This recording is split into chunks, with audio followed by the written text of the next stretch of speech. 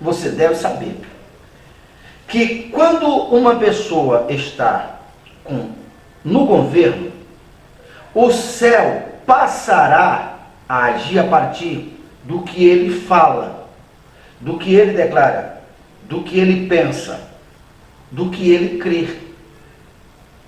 Entende? Na ausência da igreja assumir o governo está por aí. Alguém é poderoso, o que alguém fala, eu fico refém do que alguém fala, eu fico refém das má notícias, eu fico refém de uma enfermidade, mas está errado, o governo não está sobre outro, o governo está sobre a igreja. Então, eu como pastor da igreja, eu preciso entender isso, eu preciso saber que tudo que eu falo aqui, esse ambiente, essa área que eu estou atuando, que o céu determinou a minha jurisdição, e a minha jurisdição é correspondente à minha fé e à minha atitude. Eu tenho que ser consciente que o que eu falo aqui é o que é válido do céu, e que os poderes celestiais irão se mover a partir do que eu falo, a partir do que eu digo, a partir do que eu penso, a partir do que eu sei, a partir do que eu creio. Eu, como pastor, o pai, no que se diz respeito à organização religiosa, que eu sou pastor, sou o cabeça, mas o governo não é só meu, mas no que se diz respeito ao cabeça, a liderança, a igreja está limitada ao que eu creio, ao que eu acredito, ao que eu falo. Então eu sei que para a igreja inteira alcançar essa bênção que já foi conquistada, porque em Cristo já conquistou todas as sortes de bênçãos, está lá em Efésios. Mas para que se torne uma materialidade, uma realidade, eu tenho que liberar a palavra. Até que aquela palavra gere uma crença, uma consciência. E aquela consciência gere uma confiança, uma ação, um comportamento. E aí todo mundo passará a ter os benefícios que a princípio começou com uma palavra e com uma motivação de fé. Sim, se eu sou pastor, sou o cabeça da igreja que o Senhor me entregou como responsável por ela, a igreja não é minha, eu sou apenas o cabeça, esse mesmo princípio segue no corpo humano. A ciência prova que todas as minhas células são a repetição do meu corpo maior e que todas as minhas células obedecem o comando do meu cérebro. Assim como a igreja é uma pequena, é uma maquete, é uma pequena célula do corpo maior que é Cristo. Cristo é a célula do corpo maior que é Deus. Então, aquilo que eu sou, individualmente, todo o membro que compõe o corpo de Cristo é. O universo, as coisas irão se movendo, se realizando, se materializando. Os governos irão se curvando a partir da consciência de cada indivíduo que está lá, porque esse indivíduo está conectado a Deus.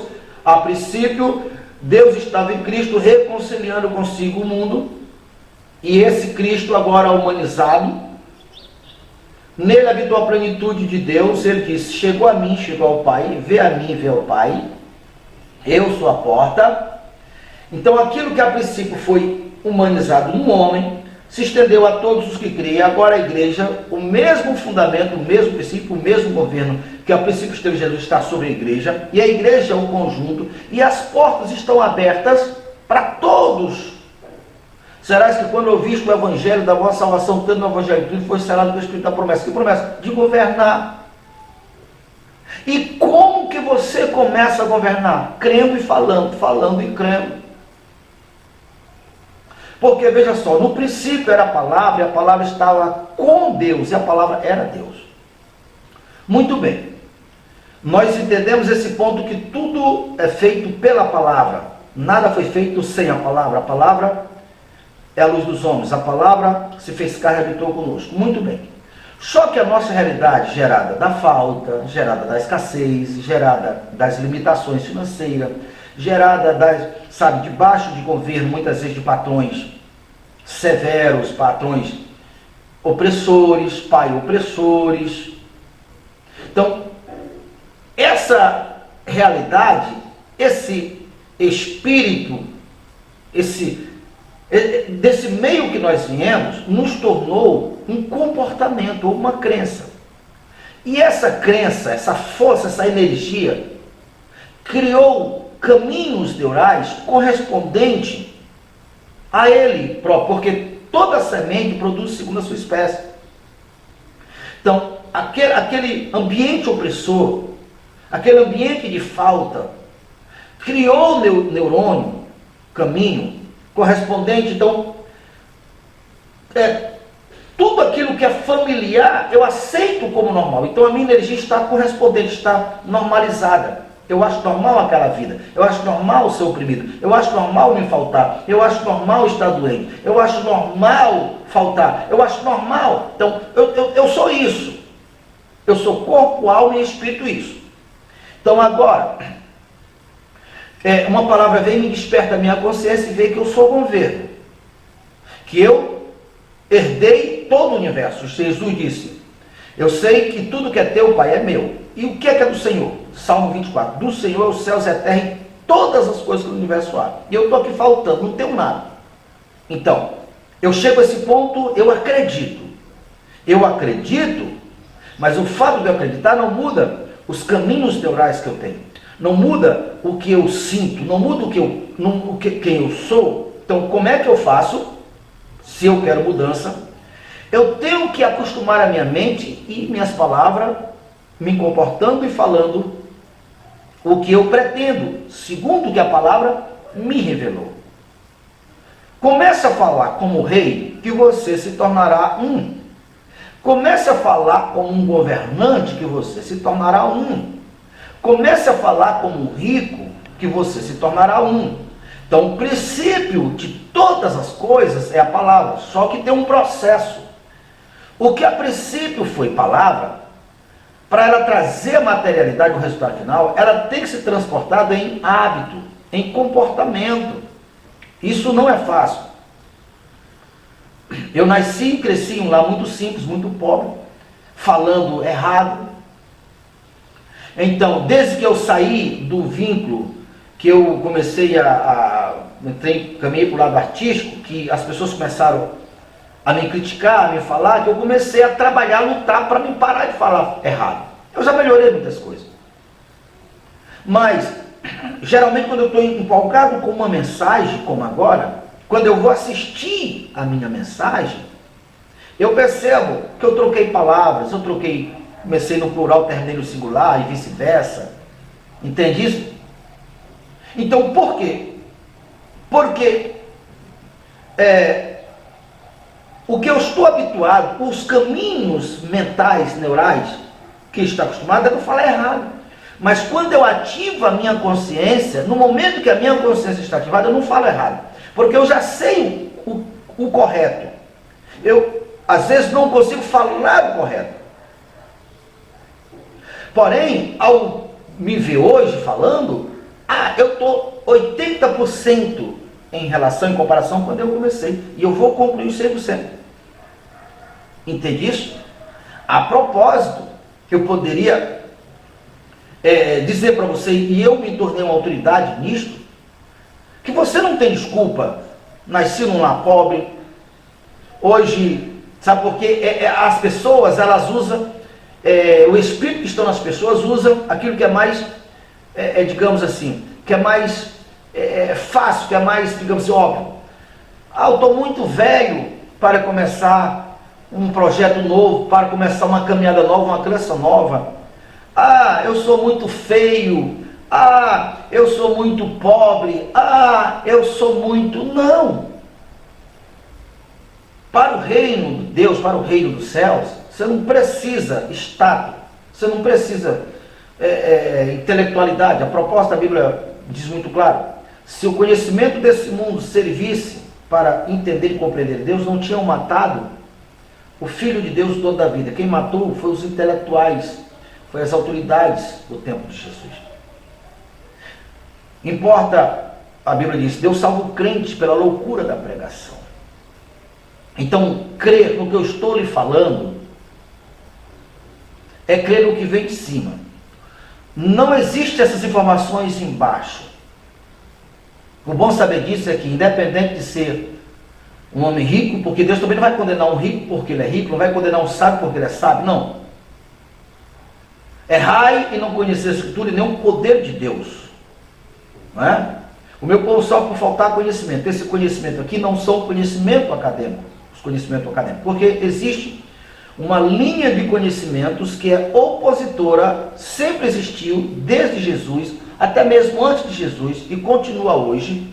E esse conhecimento, essa fonte, essa linha, ou essa linhagem, ela esvazia o nome de Jesus, ela esvazia o poder sobrenatural da fé, né?